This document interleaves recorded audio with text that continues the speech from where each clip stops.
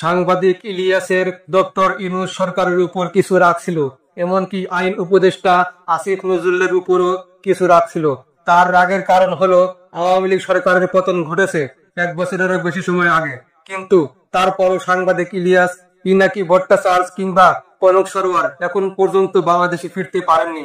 সরকারের সঙ্গে তাদের সম্পর্ক ইতিবাচক না নেতিবাচক সেটা পুরোপুরি স্পষ্ট নয়, তবে বোঝা যাচ্ছে নানা বিষয়ে তাদের সঙ্গে সরকারের মতভেদ রয়েছে। এদিকে দীর্ঘদিন ধরে দেশে না ফেরার অন্যতম কারণ ছিল সাংবাদিক ইলিয়াসের বিরুদ্ধে থাকা মামলাগুলো। যদিও আওয়ামী লীগ সরকারের করা অনেক মামলাই এখন আর কার্যকর নেই, তবে সবচেয়ে স্পর্শকাতর ছিল পুলিশ বাদী মামলা, যা করেছিল পিবিআই এর সাবেক প্রধান বনজ কুমার।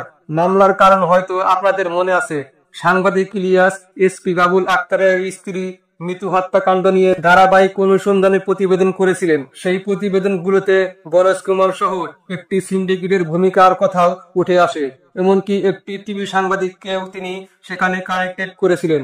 এরপরেই বনজ কুমার ডিজিটাল নিরাপত্তা আইনে সাংবাদিক ইলিয়াসের বিরুদ্ধে মামলা করেন। এই মামলাটাই ছিল সবচেয়ে বড় ঝুঁকি, কারণ আওয়ামী লীগের অন্যান্য মামলার তুলনায় এটি বেশি জটিল ও স্পর্শকাতর ছিল।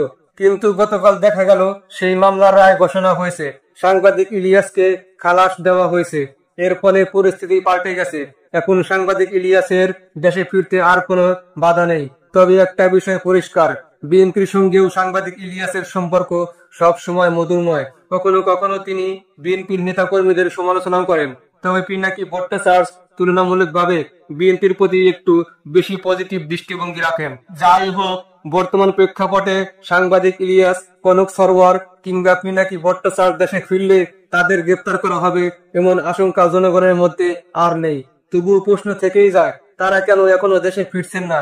নিশ্চয় কোথাও না কোথাও কোনো ইস্যু রয়ে গেছে। কিন্তু এ কথা স্পষ্ট, যেহেতু পুলিশ বাদী মামলার রায় খালাস এসেছে, তাই সাংবাদিক ইলিয়াসের দেশে ফেরার পথে আর কোনো বড় বাধা নেই।